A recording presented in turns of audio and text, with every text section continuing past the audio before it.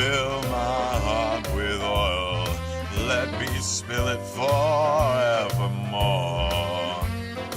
You are all I long for, all I worship and adore.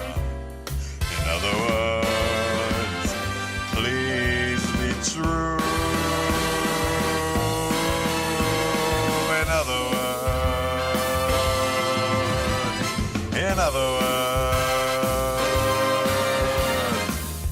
I love you.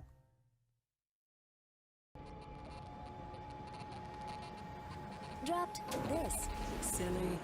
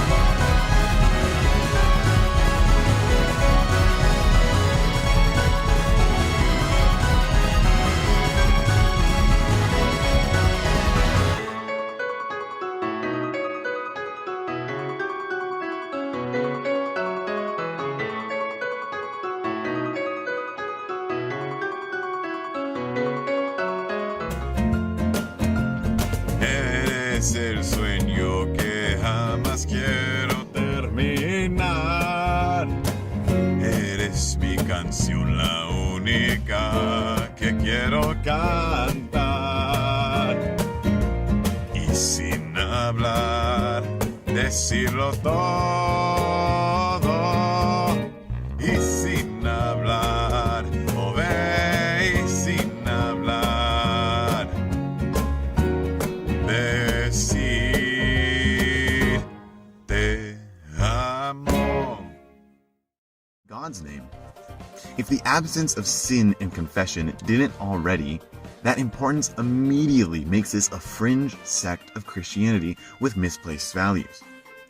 In all branches of Christianity, God is placed at the helm with supreme authority over everything ever. No angel, no man, no demon is above him. In all branches of true Christianity, God is a trinity of God the Father, Christ the Son, and the Holy Spirit. 3 persons, 1 God. Nowhere in biblical teachings does it say to worship anyone other than God. In fact, it is the first of the 10 commandments. You shall have no other gods before me. In this way do the people of angelism commit heresy, for they are venerating an angel over God. However, I don't think they do this intentionally. I believe Hometown is being deceived. What they think they pray to is but a false idol masquerading as a righteous monarch. In this way, it reminds me of the analog horror series, The Mandela Catalog. 2 Corinthians 11:14.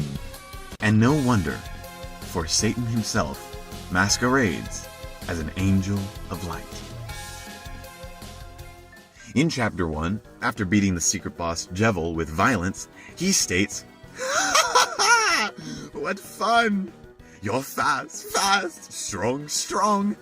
But they are yet faster, yet stronger. The hand of the night is drifting forward. Soon the queen returns, and hell's roar bubbles from the depths.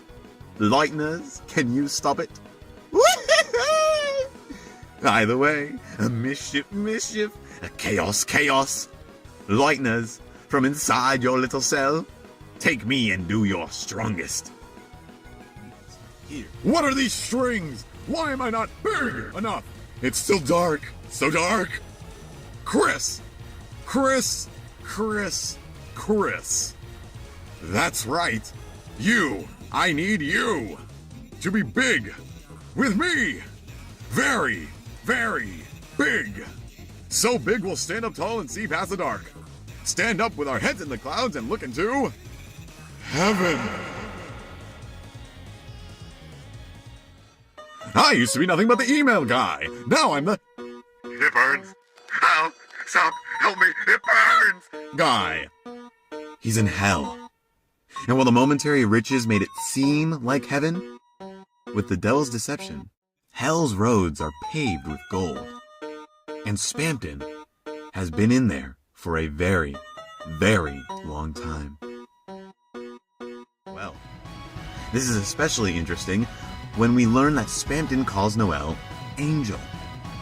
What SPAMTON wishes to do is be a harbinger by selling Chris and Noelle the Thorn Ring.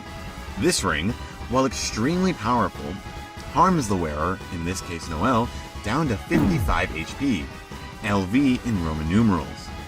Love, level of violence from Undertale. Coincidence? Now that is one I don't think is. This is also seemingly a direct parallel to Christ's crown of thorns that was placed upon his head during the Passion. Both cause the wearer's harm and to bleed, blood in Christ's case, and HP in Noelle's case. Now, Jesus Christ is commonly referred to as the Lamb of God, and here, Noelle, while a reindeer, is still acting as that innocent hoof animal. Here, however, her innocence is being corrupted to the point of killing nearly everyone in Cyberworld, including her own classmate, Birdly. This, all being facilitated by Gaster, parallels how in Christian eschatology, the study of the end of the world, the Antichrist, or Antichrists, will be deceivers and claim to be Christ by performing miracles, and who will deny the Father and Son. The angel that Hometown oh so reveres is actually a deceiver, the Prince of Darkness. In this case, Dr. Gaster. Gaster will then bring about his counter to Christ in the form of Noelle. Unbeknownst to her, she just needs to grow stronger. That's where you come in.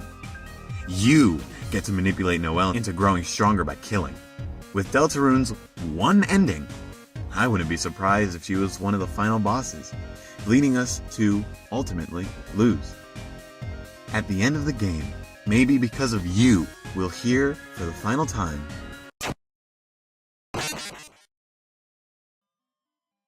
then the world was covered in darkness.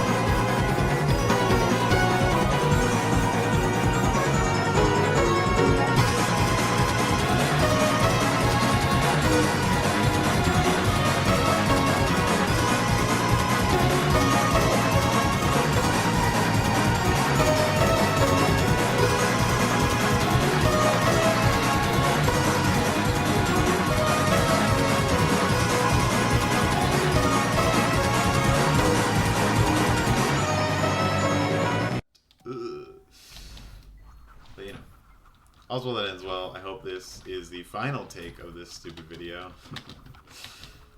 I guess I want to talk about some recent happenings. So I don't know if you've seen on TikTok, but people have been paranoid over the rapture happening. Dang it. And I just want to say, as you know, I'm a devout Catholic.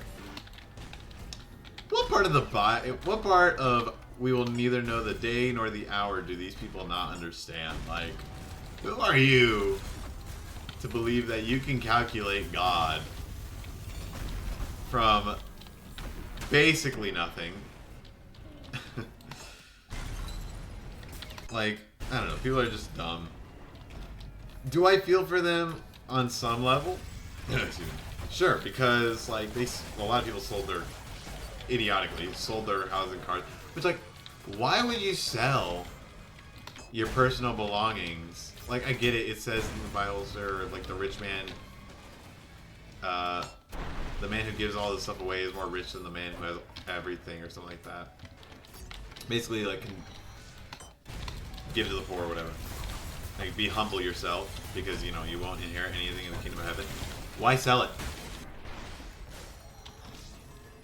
Why sell it in the first place? Because, like, yeah, like, the money that you get out of that you're not going to be able to use it. And if you believe it's the rapture that's happening, then, you know, no one else is going to be able to use it, because it's the end times, you know? Okay. I don't know. People are dumb. Don't believe everything you see on the internet, kids. Do I believe the rapture's gonna happen? Yeah. In my lifetime? Probably not. But that's the thing. I don't know. Why worry about the end of the world when in the Bible it says there's gonna be 7 years of peace, quote unquote. You know, false peace. And then the rapture's gonna happen. I'm like, last time I checked, there's a new world order, right? Some loons on the internet would probably tell you different, but last time I checked, there isn't one government to rule all. Anyways, if the rapture did happen, maybe South Park was right. The people who were right it was actually the Mormons. God. You know, I actually had a Mormon buddy. And the reason I say had is because he's no longer Mormon. He's Eastern Orthodox. And I was technically part of the reason to convert him. Oh, baby! Dang it. I technically converted him. Technically. Because we actually went out to a wing place and bar. And we had a good long talk. We became friends off of the mere fact that we like talking about religion. It's like, oh, you know, that's a taboo thing for many people. I love talking about my religion. Because, you know, that's what I believe. And we basically called each other heretics. But at the end of the day, we still had the camaraderie of, you know, you're my brother. We're brothers, you know, and in the end, you know, we don't hate each other. We just want to tell each other why we think the other's wrong or whatnot. And how we can give insight, spiritual insight, and all that good stuff. Well, he was seeking that spiritual insight, and we were talking at that wing place for hours. I think we spoke more about religion than we did actually, you know. I think we spoke more about religion than we did actually. Ooh, no. Oh, thank God. Okay. We spoke more about religion than we actually did spend time eating. Which is kind of insane to think about. There we go. Idiot Maurice. Woo! Okay. Time to lock in. I've never gotten this far before.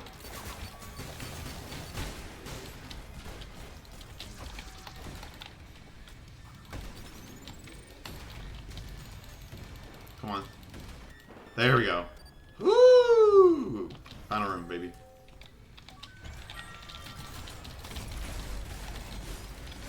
Time to lock in. Holy.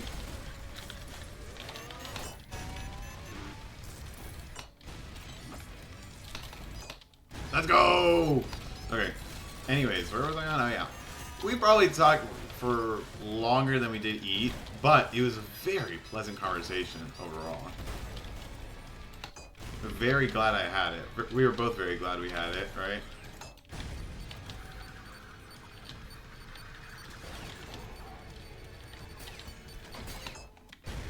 We were both very glad that we had each other to talk. Oh, baby!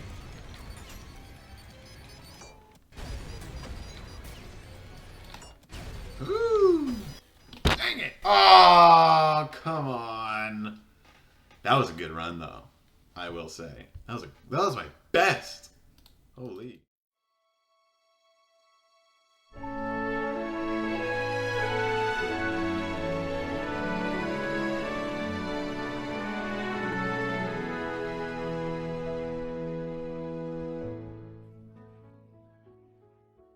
Aren't we tired of this confusion? Constantly asking if it will ever end for us? But we really have to ask ourselves if we even have the will to know, to ever possibly see this clearly. Well, while we venture into the dark, let me keep you warm and let my essence guide our way. For if you heed my call and look out for me, I can set you free and take your soul to enlightenment. I'll neither cast you in cold nor bury you in bones, for this truth will rest no longer. I'll take you home to see the moonlit truth. So if you let me dance with you in the dark, I promise you won't fall apart as we dissect the meaning of eternal dream.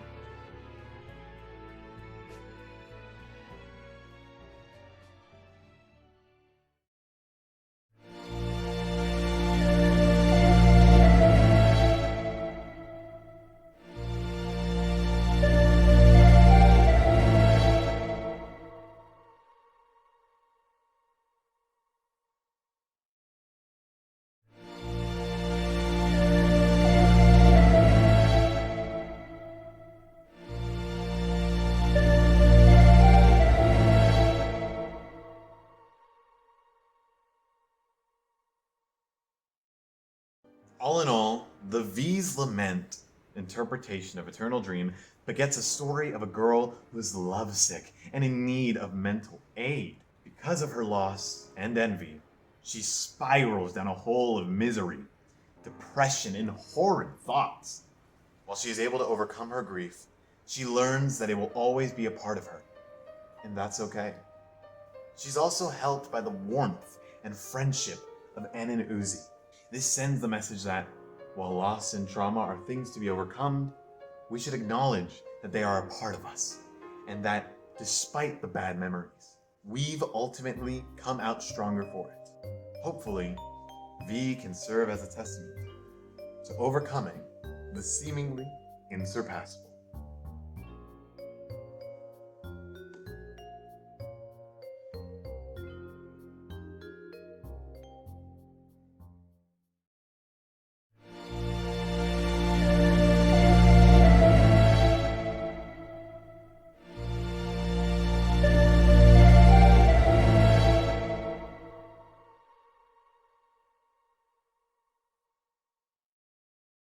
V retaliates by yelling at N to please look out for her. Not as a colleague, not as a friend, but as what she was. She wants N to look out for her in his memory, to dig deep down and look for her. Her. To remember her for what she was. To love her once more. Finally, in the fourth stanza, V asked N to, one last time, just one last time, take her home to see the moon again. Her moon. To just once more see the man she fell in love with. N replies to her that while he vows to guide her in the dark till the day he dies, he can neither fulfill her dream, for he remembers not how to be V's moon, nor end it. And it deeply pains him to say that he failed. So he apologizes He apologizes for both his failure and her help, as well as for effectively killing their relationship, even though it's no fault of his own. V accepts his apology and relents to end the same sentiment. The pain is just too much. But maybe, having recognized that fact, maybe instead of living her life with N, maybe she can give her life for N. In summation, the N's apology to V interpretation of Eternal Dream depicts the story of a bitter lover and her amnesiac ex. She snaps him with her icy, cold words, asking why, oh why? Couldn't things just go back to how they were? Back when she was a timid girl. Back when N was her lovable goofball. And while V has changed drastically since then, N has persisted, being kind and giving V support in spite of her actions. N realizes that he can't help V because she'll always see him as how he was, never how he is. N apologizes to V for their relationship of a forgotten past. V accepts his apology and gives her life for him as her way of thanks. This teaches us that even though we are hurt and feel betrayed by those we love, if we can't move on from them and instead let it fester within, we will rot to our core and end up being no better than those who wronged us. But due to N's special case, this also teaches us that we need to recognize when we ourselves are letting our emotions get the better of our judgment and not use those who had no control or hand in our grief as a channel for our anger. I hope that both N and V no longer have to suffer from the emotional turmoil brought upon by the torture of sin.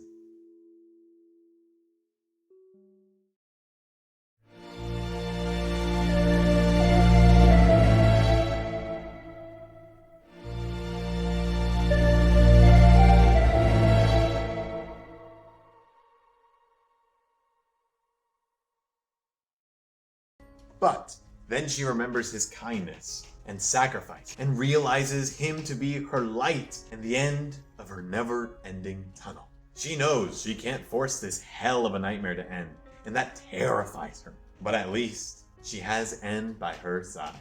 This shows us that we are unable to stop those uncertain, horrific times we go through at will. We just have to tough it out and come out stronger for it. However, we don't have to go it alone. Let's hope that Uzi no longer has to feel that same fear in the future.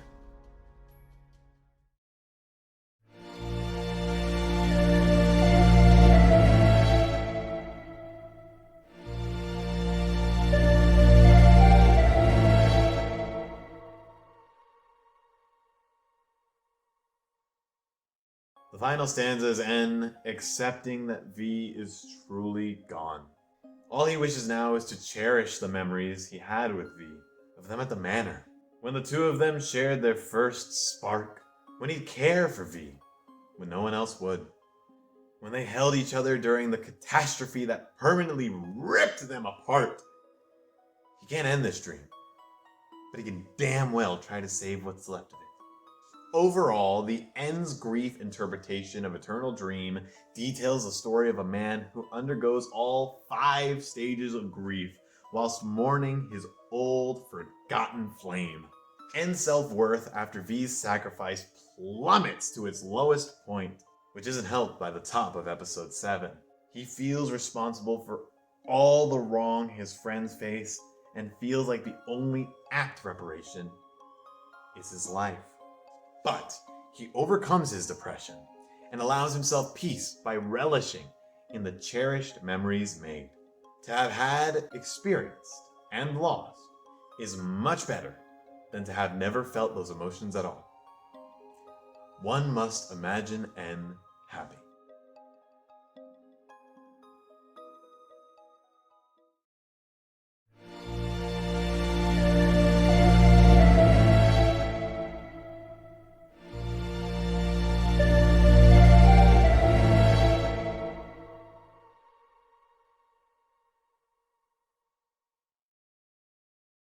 Now on to my personal favorite reading, the duet.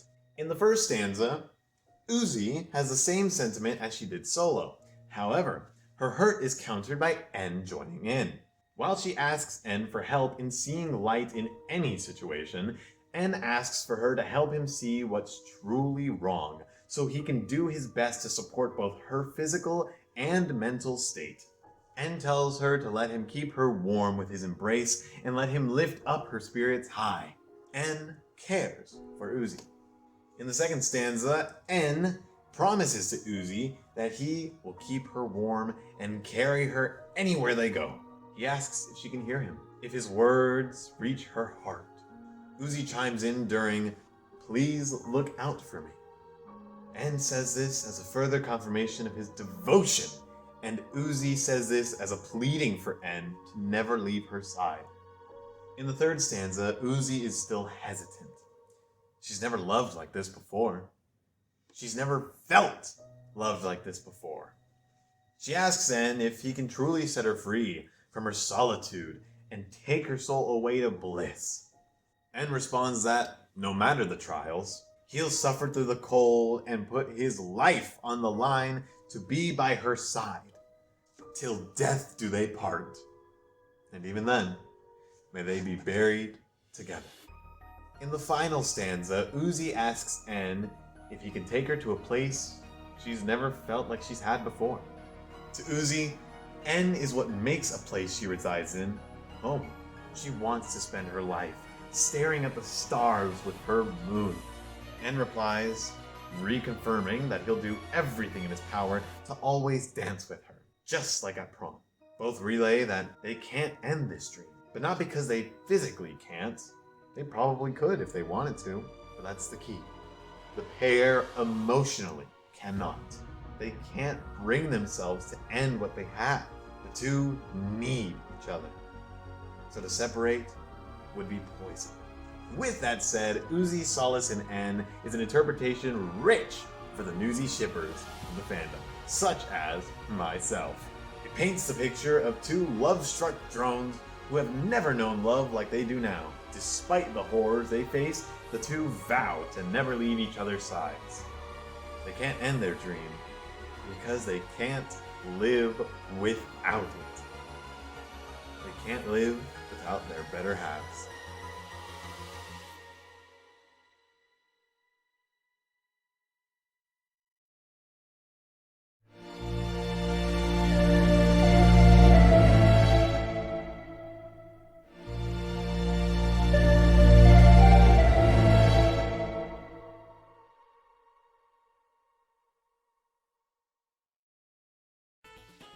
One could say it went star platinum.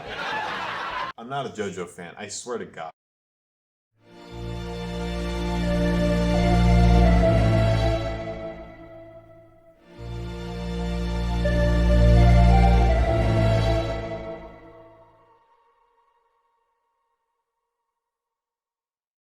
In the final stanza, V reminisces on her time with N in the manor. She wishes she could be with him again. However, she has reached an end, and with that, she wonders if N, her moon, her dream, will get one too. Only, let his end be a happy one. Eternal Dream is a beautiful song from a beautiful show, and I've been sitting on this idea for roughly 2 years now. I actually came up with it during the production of Newsy. Of course, my thoughts have changed over the years on what the actual meaning of the song was. Ultimately, I'm glad I finally finished this video. It was a dream, pun intended. Now, while this whole video has been majority doom and gloom, due to the release of Fight Till I'm Good Enough by the Living Tombstone, we see V actually get a happy ending. At the end of the music video, or episode 9 as many fans now call it, after we see V embrace Sparky, which goes to show she's finally letting her emotions show, we see V overlooking a hugging N and Uzi in the sky, where she smiles.